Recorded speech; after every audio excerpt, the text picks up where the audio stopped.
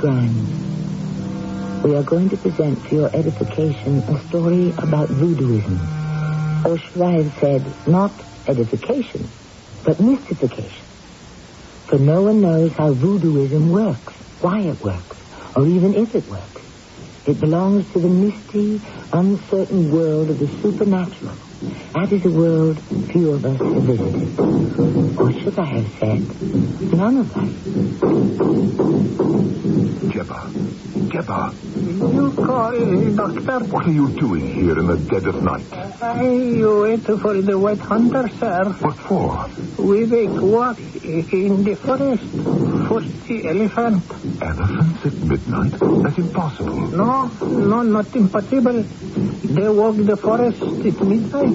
Elephants do? Elephant ghosts, they walk at midnight.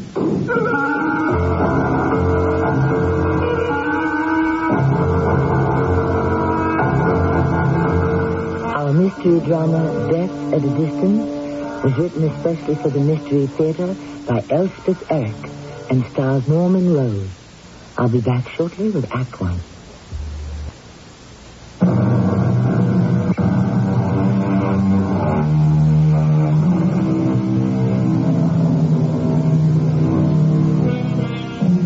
Voodooism is a religion. At least it started as a religion. Though perhaps today most would call it a cult with religious overtones. Offensive as it may be to members of the more established religions, voodooism started in Africa centuries ago, and its traces linger to this very day. Its strength lies entirely in the faith of its believers. Can any religion, new or old, say more? My name is John Best. I'm an old man now, but hardly a day passes that I don't think, however fleetingly, of the time long past that I spent in West Africa. I'd worked my way through medical school by dint of hard work and intense application. And at 24, I was entitled to call myself a doctor. Being without family or close friends, and without a farthing to my name, it was imperative that I find a paying job. Colonialism had not yet acquired its unsavory reputation, and when the Crown offered me a position as resident doctor in a remote West African country, I accepted. I found there a smattering of my countrymen, among them one Josiah Moody, who had risen to the post of chief magistrate, to whom fell the task of administering justice among the natives. It soon became my habit to visit Judge Moody regularly. Come in, Doctor, come in. You're just in time for tea. I thought I might be. Unless you'd rather have something else. No. Tea is fine. Good. Well, Jebba has everything laid out in the library. I've taught her to make something very like scones. Of course, she won't even taste them herself, but I find them acceptable. Well, sit down. She'll bring them in presently. Well, how are things progressing with you, Judge? Oh, much as usual. You take anything in your tea? Oh, no. Clear, please. Good. So do I. You know, I'm glad you stopped around today, John. I need someone to talk to. Well, then I'm glad I'm here. Do you know Etienne Napier? The elephant hunter? I know of him. I've never met him. He has the knack of staying in good health. Well, the natives hate him. They come complaining to me. With justification? Well, how do I know? Napier denies everything, of course. What's their complaint? Well, that he pays them less for the elephant tusks than he's promised them. Or they say sometimes nothing at all. Small wonder they complain. Come in, Jebba. I've been your pastry, sir. Scones, Jebba, scones. Set them down. Scones, yes, sir. Try one, John. Yes, I will, thank you. Well, not exactly what you get back home, but... Good. Yes, really good. You truly like? Oh, yes, I do very much. Strange. That will be all, Jebba. Yes, sir. I come back later. Attractive girl. Well, it was her husband who came complaining to me about Etienne Napier. She speaks English. Well, she picked up a lot from me. And from the local witch doctor. Oh, he speaks English too? Yes, as well as you and I. Or better. I had no idea. Dr. Barola got his MD from a large London hospital. Really? Well, why on earth did he come back to this godforsaken place? Well, he wanted to do something about the appalling death rate. He got decorated for that by the king. You don't say. Well, I must try and get to know him. You'll find him easy to talk to. I always do.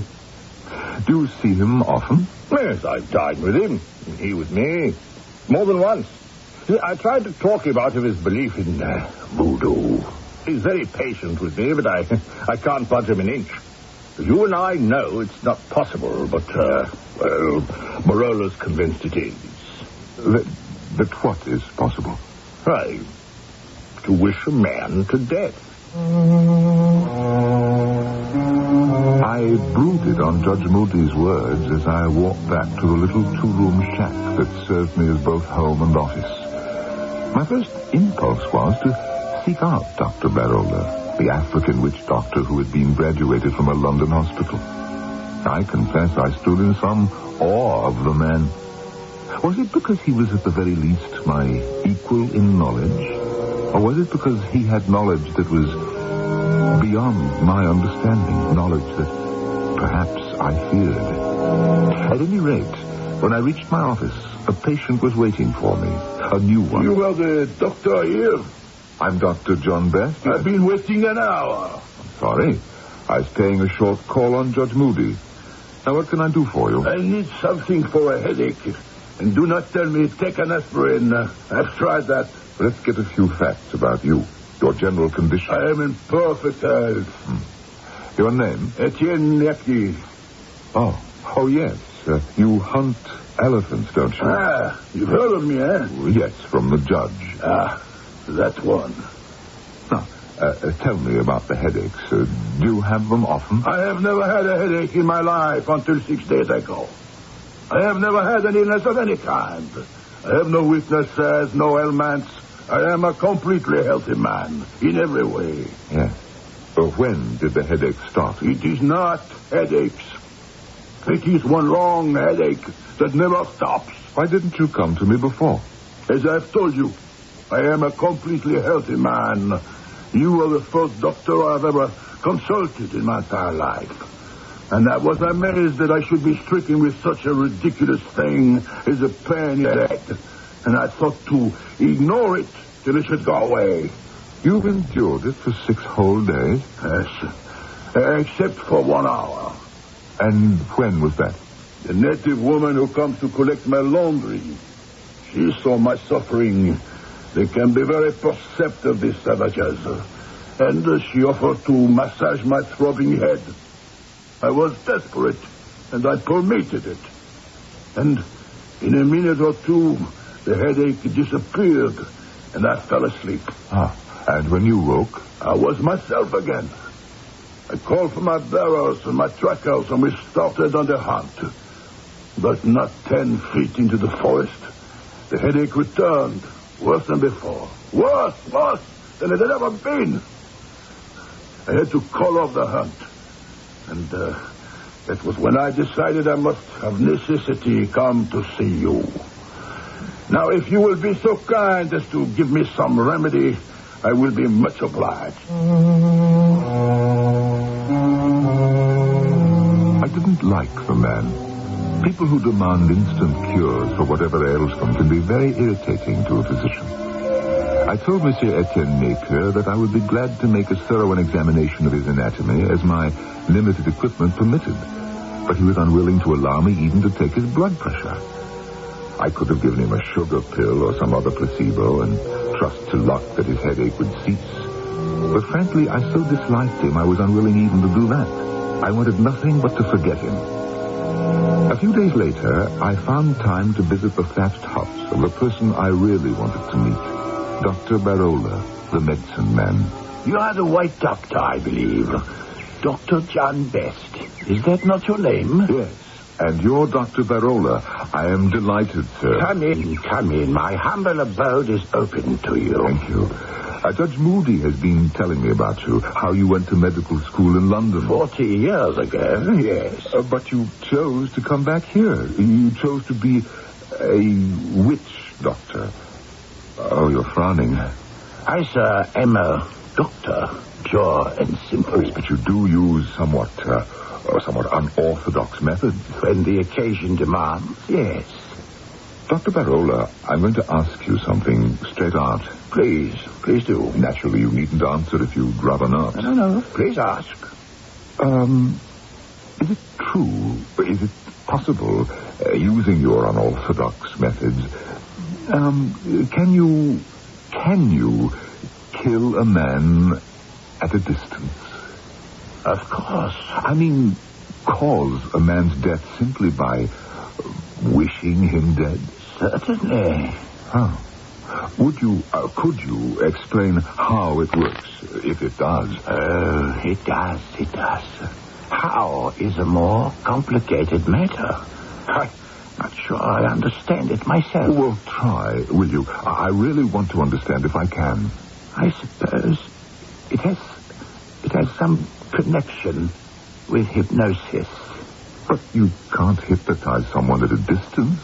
Would you feel better if I called it mental suggestion? But what if the victim doesn't want to be hypnotized? Is suggestible.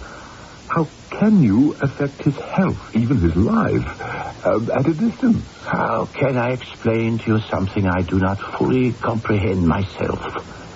Do you like the phrase psychic poison waves? Does that stir something in your brain? Psychic poison waves? Yes. Let us say a man can summon up in his own brain and body certain poisons of hostility and hate, and transfer them across large distances of the brain and body of another. Don't expect me to believe that. To you it sounds like hocus-pocus, humbug, charlatanism, trickery. Well, Dear Dr. Best, do not think I blame you. I have had the same feelings about voodooism, that it was mere flim-flam. There are still moments when I feel that way, except that it works. I have seen it work. Dr. Barola. Oh, Jebba, come in. This is Dr. John Best from England. Yes, I saw Jebba at Judge Moody's house. How are you, Jebba? Did you enjoy the scones, sir? Oh, yes, I did. I enjoyed them very much. They were very good. What do you have for me, Jebba? What you asked for?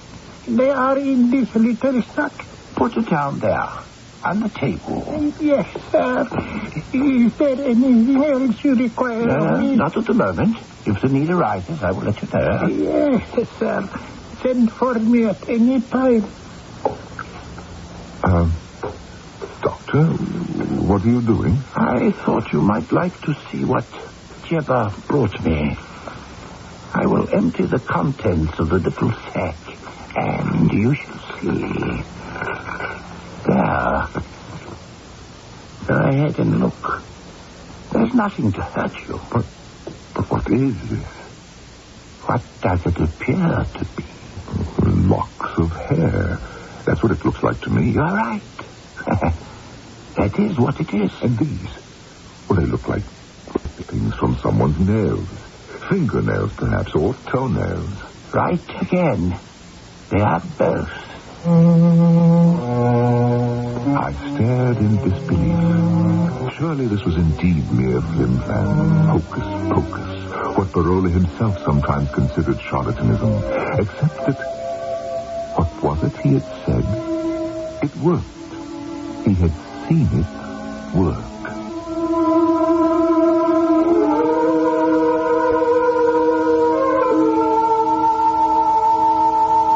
As so very often happens, when we are at a loss for words to explain the inexplicable, we must fall back upon that greatest of writers in English, William Shakespeare.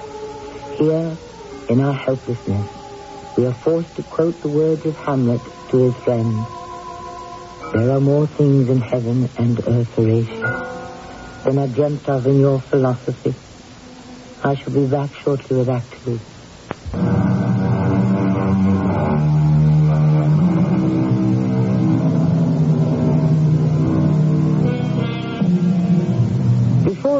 conservatives in orthodox medicine sneer too openly at the ways of the witch doctor, let them reflect on this. While they extol the virtues of iron as a tonic and prescribe various pills, liquids, or injections, let them remember that for centuries Africans have been told by their medicine men to get from their local blacksmith a quart of his dipping water, the water in which he cools his iron work tools, and to drink it. It seems to work very well, as it always has.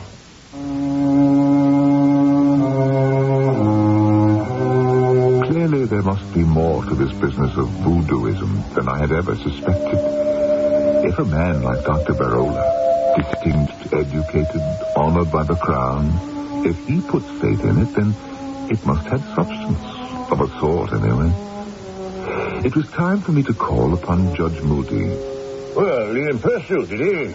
Our local practitioner, Dr. Barola. Yes, enormously. Well, he impresses me. Yes, I told you that. It's only when we get on to the subject of voodooism that I start losing my temper. No, not that he ever brings it up, he doesn't. But I can't resist teasing him about it. Well, sooner or later, I managed to get in a dig or two about his superstitious mumbo-jumbo. He doesn't mind? No, not in the least. Merely sits back and smiles at me as though I were a fretful child. He says he doesn't know how it works, merely that it does work. Well, they think it works. You know the saying, if you believe you can, you can. Oh, there's no doubt that belief helps. Belief in yourself. But that doesn't mean that if I believe I can fly over the tops of trees, I won't drop to the earth like a stone if I try it. Barola says voodooism may work through some kind of hypnosis. I'd hate to be hypnotized into thinking I could fly, wouldn't you? Or perhaps mental suggestion, he says. That might work for weak-minded people. Not for me. I asked him particularly about death at a distance, where neither hypnosis nor mental suggestion would apply. What did he have to say about that? Why, he said that it was possible that poisons of hostility and hate could be churned up inside one mind and transmitted across distances to the mind of another, who would then absorb the evil poisons and die of them. Oh, you believe that, Tommy Rot? Well, I didn't say I believed it. Well, I should certainly hope not. I'm only trying to repeat as best I can what Barola said. He wasn't at all dogmatic about it. He simply said that it was a possibility. He practices orthodox medicine, too, you know. He's very good at it. Perhaps I should have sent Etienne Napier to him. Oh, you've met Napier? Yeah. He came to see me about a headache. Said he'd had it steadily for nearly a week. I offered to give him a complete physical examination, but he wouldn't permit it. I have to tell you, I didn't like the man at all. Arrogant, self-satisfied. Well, I'm still trying to get evidence that he's been cheating the natives on the ivory business. But, of course, they have nothing in writing. I'll wager the man's guilty. Oh? Prove it. Oh, I can't. And it's extremely arrogant of me to say such a thing. It's very prejudiced. But he was so conceited, so smug. Well, I told you I didn't like him. Actually, I hated him. Isn't that ridiculous? I only saw him for 10 minutes or so, and I really hated him. Poisons of hostility churning within your mind? Well, you could say that. Poisons that could be transmitted across a distance? Oh, well, now. Poisons that could kill him. Oh, come, Judge, you're teasing me. Actually, I have nothing against the man. Yes, except that you hate him. I should make allowances. A man who's had a headache steadily for 6 days is bound to make him edgy. Well, it wouldn't make me edgy. Actually, he did have relief for an hour or so. Oh? And how did that come about? Well, it seems his laundress, a native woman, noticed his suffering and offered to massage his head for him. He submitted to that. And the massage worked? And he says the headache went away in a minute or two and he fell asleep. He woke up feeling quite well and decided to go hunting for elephants. But a short distance into the forest, the headache came back, worse than ever. Now, that is when he decided to consult me. Not that it did him any good. He wanted some sort of magic pill that would work instantly. I don't have any such pill, nor does anyone else. Well, it's what we all prefer, isn't it? A magic pill that gives us happiness, enlightenment, and peace of mind, all at once. Well, I don't have any such pill either, but I could offer you a spot of tea. Jeb, are you there? Oh, by the way, did I tell you that I saw Jebba again after I met her here? No, you didn't. Yes. Jebba! She was at Dr. Barola's. She came in with something for him. It was a little sack made of antelope skin or something very like. Dr. Barola thanked her and she left. And then the doctor asked me would I like to see what was in the sack. Naturally, I said yes, and he poured the contents out on the table. You'll never guess what they were. Well, what were they? They were nail parings. Nail parings? Yes. They looked to have been cut from both fingers and toes. How very odd. No, wait, that's not all. There were snippets of hair. Human hair? They looked to be. What color? I beg your pardon? What color was the hair? Well, it was brown, a light brown. Not a dark brown. Almost black. No. Just a nondescript light brown. Then it couldn't have been my hair. My hair is very dark. It never entered my head that it might be your hair. But on the other hand, your hair is light. A sort of nondescript light brown, isn't it? I didn't stay for tea. I improvised some excuse and left. Was it possible that Judge Moody, that stern realist, that uncompromising champion of the provable, was his legalistic mind infected with a sneaking belief in voodoo? And a fear of it as well? I went home and was reading my Materia Medica well into the night when suddenly a scream. A loud, anguished scream. Why did I know at once that it was Etienne Napier who said it? I ran from my house to his and found him just outside it, wild-eyed and frantic. They're in there! All of them! Napier! They hate me, and they want to kill me! Napier, it's Dr. The Best. forest is full of them! Look at me, man! They're after me! They won't leave me alone till they kill me! Don't you recognize me? Don't you know me? One of them touched me! Now, let me take you into the house. Now, come now. The others were all around me. They were all around me.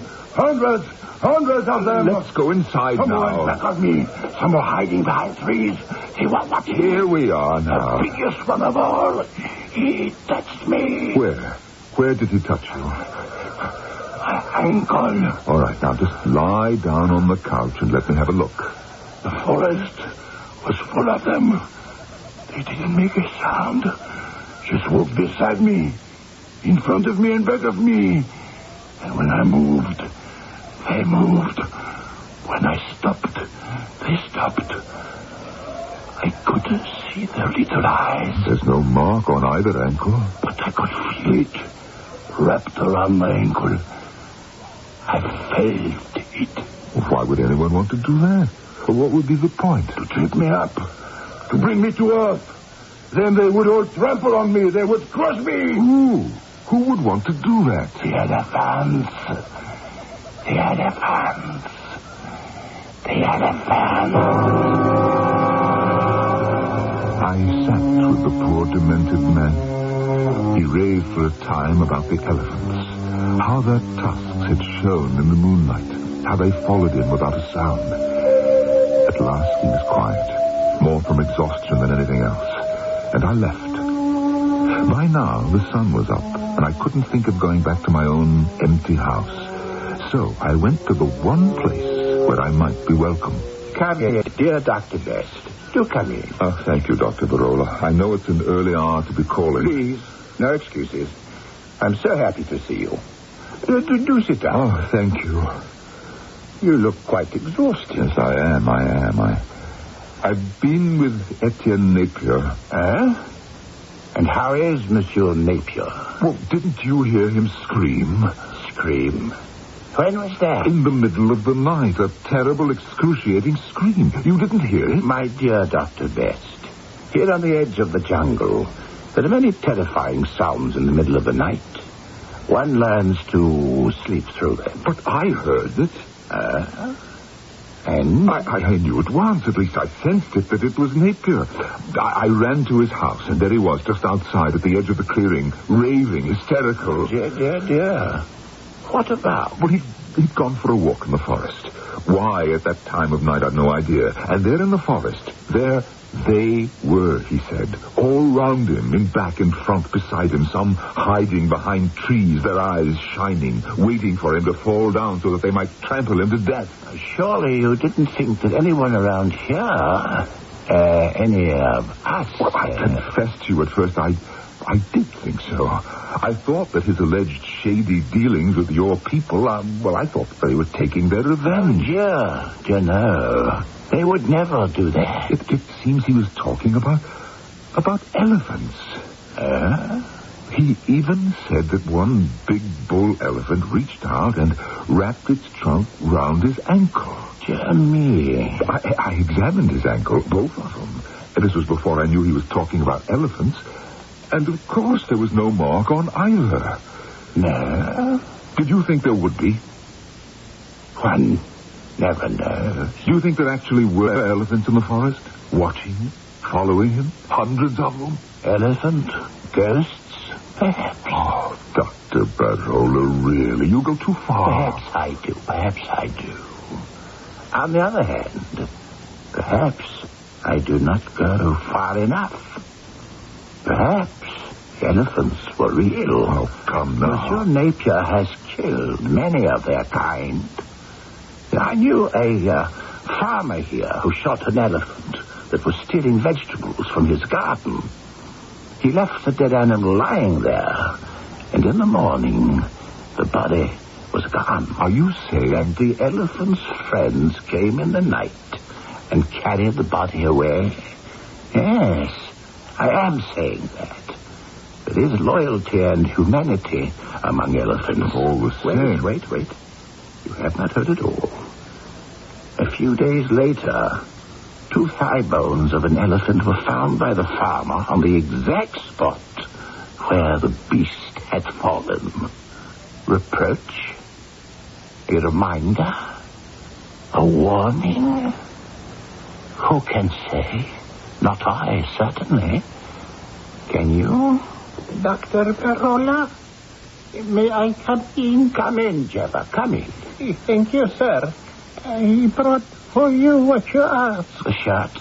Yes, the shirt. Hand it over.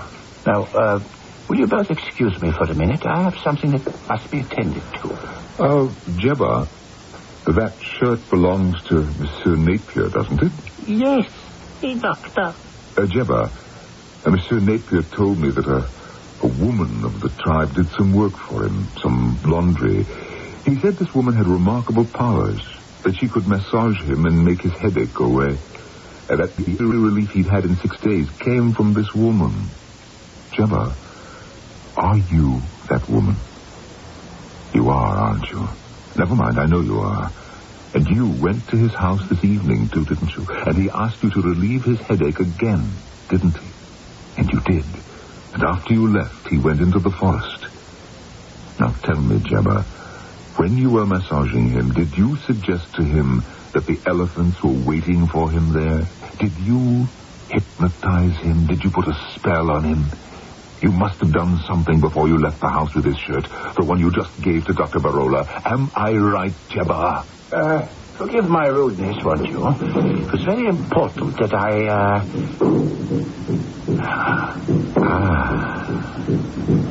Those are tom-toms, aren't they? The native drums, yes. They are talking together.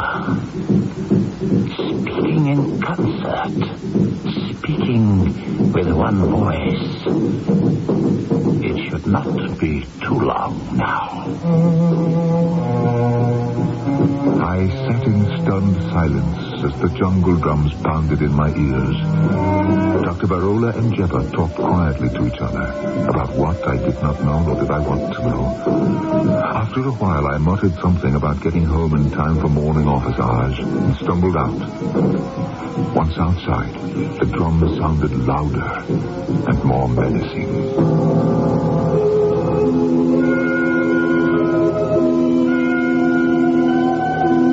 How does it seem to you? Mad, perhaps? Ignorant? Or does it appear simply silly? Consider us silly. Happily, we won't be around to hear them say it. I'll be back shortly with Act 3.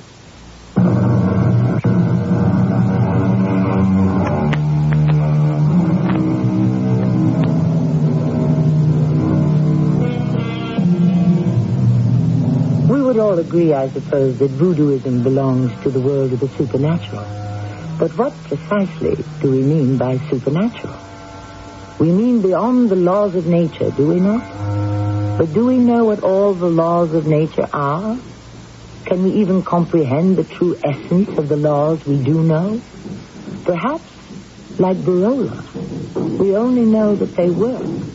But why they work remains a mystery. The tom-toms sounded all day. Their monotonous beat at first disturbed me, and then lulled me into some sort of restless sleep. I was wakened by a native messenger who came to tell me that Judge Moody wished to see me. Of course, I hastened to comply. The judge was waiting for me outside his house. John, Napier's here. Oh, how is he? He's very agitated, very angry. He's come to me with some wild story about seeing elephants in the forest. Yes, I know. In the dead of night, for heaven's sake. I know. Is the man losing his mind, do you think? It is possible. And I was hoping you could, give him something to calm him down. I brought my bag with me. Then for goodness sakes, give him something. He's unmanageable. If he'll let me. Drums are getting on his nerves. I don't wonder. Well, they can be disturbing, I must admit. But they don't mean anything. I hope not. Just the natives letting off steam. Oh, look. I should tell you, I've asked Dr. Barola to stop by, too. Not that I don't trust you completely. I just thought he might be able to contribute something. I think you were very wise to call him in. Moody, Judge, come in here. Coming right away, Monsieur Napier. Contain yourself. Someone has got to do something. Someone is going to do something. Here. You see? Now, here's Dr. Best. He's going to give you a sedative. Calm you down, make you feel better. I don't want him to give me something. I want those drums to stop. Can he do that? Can he stop the drums? I'm afraid he has no authority to do that. Well, you do. You have the authority. You are a judge. You are the head magistrate in these parts.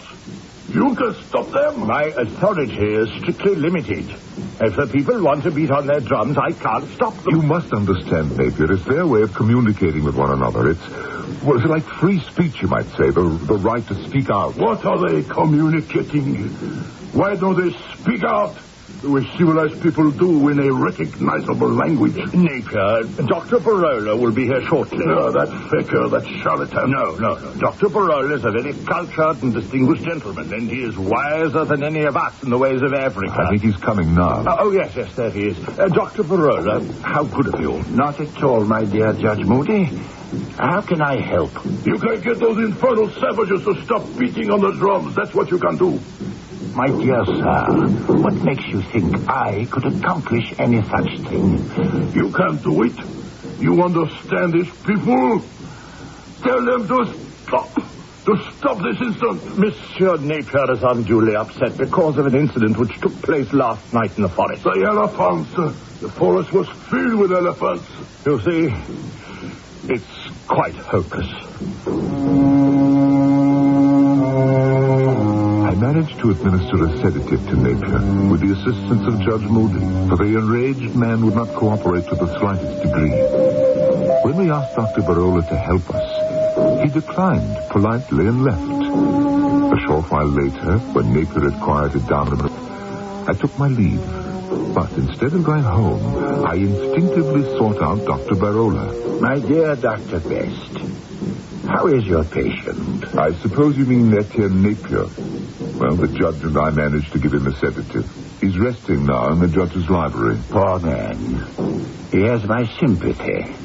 Why did you refuse to help us with him? Dear doctor, did you expect me to stop the drum? No. You know what I mean. When I wanted to give Napier a sedative, and he was being difficult, to say the least, about it, why did you walk away? You, a doctor, a certified doctor, why did you walk away? I did not choose to assist. You saw the condition the man was in? I did not choose to assist. Why not? It was your duty. The man was suffering. I did not wish to touch him. Well, why not, for the love of heaven? Such a little thing to ask. Not to me. You don't even know him. So far as I know, today was the first time you've ever seen him. True. Well, then why? To me, the man is a devil. A devil? Dr. Barola, you're not going to preach voodooism at me again, are you? Have I ever preached to you about voodoo or anything else? No, but... Come with me. Just into the back room. I want to show you something. Something I think will interest you. As a matter of fact, I think it will interest you greatly. There. Look. What is it? What does it appear to be? Why, it's nothing but a doll. A big doll. Quite so. A doll the size of a man. Quite so. It's quite complete. With feet and hands. Quite so. And fingernails. Good Lord, Barola. The doll has fingernails and toenails. Just so. What is that he's wearing? I mean, what is the doll wearing? It's a shirt. A shirt like Napier's. It is Napier's shirt, isn't it? Jebba brought it to you, didn't she? I know she did. I was here. Oh, wait. Listen. What is it, Doctor? The drums have stopped. So they have. What does it mean? Why have they stopped? Their conversation has come to an end. But why? What were they saying? Tell me, what were they saying? Dr. Barola, sir, if you please. Yes, Jebba. What is it? The judge say to tell you, man is dead. You mean Monsieur Napier? Yes, he be dead. Just now, he be dead.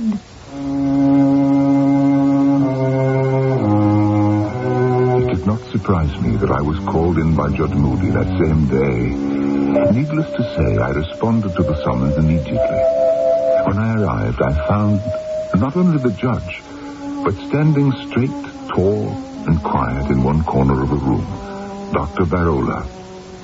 The man died right here in my library, gentlemen. Well, what do you want of us, Judge? I want your advice on how to proceed. I want to find out, if I can, who killed him. I'm going to order an autopsy performed. The man was in good health, I understand. He said this, except for the headache. Judge Moody, I will perform an autopsy if you want me to. Yes, I do want you to. But I would like another opinion. You don't mean Barola here, do you? Yes, if he will. No, I will not. Well, it's not that you're under suspicion, Barola. Yes, it is. Therefore, I insist on not just a second opinion, but a third and a fourth. There is a Dr. Messinger from Lobengula. Well, we'll have as many doctors as you like. I thank you, Your Honor. For I'll be frank with you, Barola. Please do. I think your people managed this somehow. Some poison or other slipped into his veins. I've heard of such things. One of you people have been known to take a piece of bread, a roll, say, prick it at one end with his fingernail, offer that end to the enemy, and eat the rest of the roll himself. But under that fingernail was concealed a small amount of deadly poison. Now, you people know about poisons, I'm sure you do. Poisons we haven't discovered yet. We people have no knowledge of a poison that cannot be detected, any more than you people have. We'll have all the doctors in. The ones you mentioned, and more if we need them. Judge Moody was as good as his word. Doctors from all over, even one from London, were brought in to examine the corpse. Their findings were the same as mine. There was no trace of poison to be found. No wound, no puncture, nothing. Napier's heart had simply ceased to beat.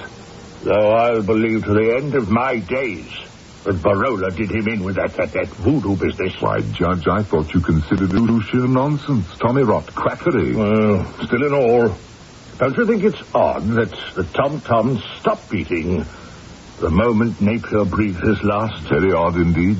But the drums don't kill a man, do they, huh? Not that I'd ever heard. And that big doll Barola had in his office, wearing Napier's shirt. Peculiar thing to have standing around, don't you think? Most peculiar. But dolls can't kill people. Most unlikely. Stupid doll even had fingernails and toenails. Did you know that? But fingernails and toenails, they don't kill people, do they? Or shirts. No, Judge, they don't. So how could I take the thing to court, huh?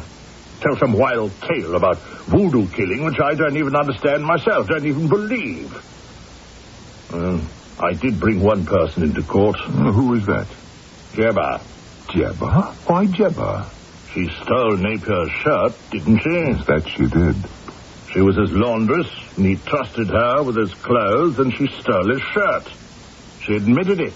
What sort of punishment did you deal out to her? I fined her. Took it out of her pay. Jebba, make some tea for Dr. Best and myself, will you? She is still working for you? Oh, I couldn't get along without Jebba. Matter of fact, I've raised her wages. Jebba, bring some tea, will you, for me and my friend.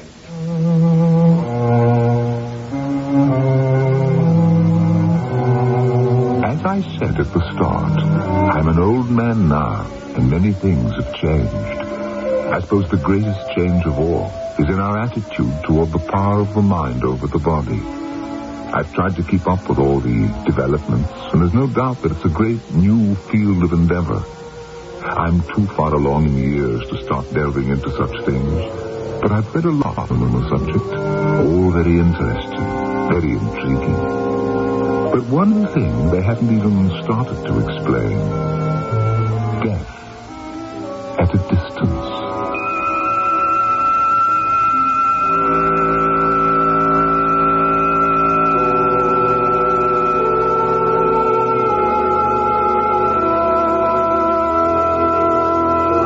If you think someone like me is competent to explain death at a distance, you are very much mistaken.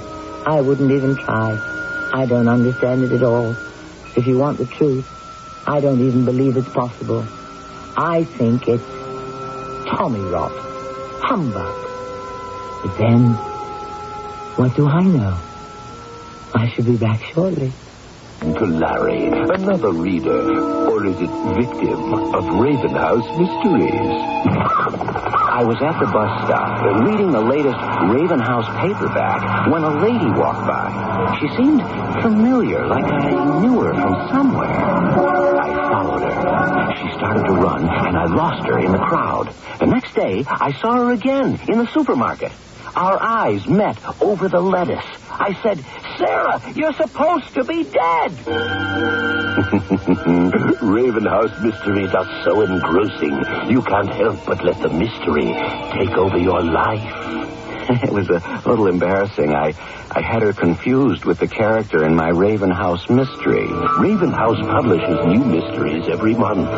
Which one will claim you as its victim?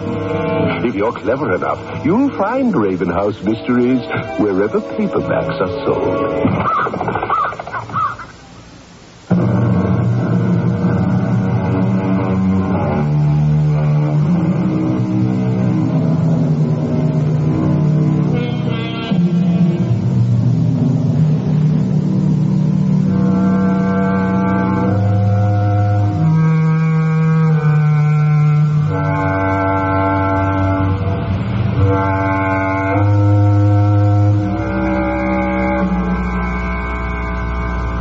Voodooism originated in Africa. It spread after a while to the West Indies. It is popularly regarded as a kind of sorcery, of magic. But it has its roots in a deeply felt religion, and its adherents are as fervent and devoted as we are to whatever religion we cling to.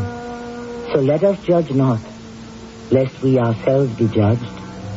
Our cast included Norman Rose, Bernard Grant, and Earl Hammond. The entire production was under the direction of Himan Brown. Radio Mystery Theater was sponsored in part by Ravenhouse Paperback Mysteries. This is Tammy Grimes. inviting you to return to our Mystery Theater for another adventure in the macabre. Until next time, pleasant dreams.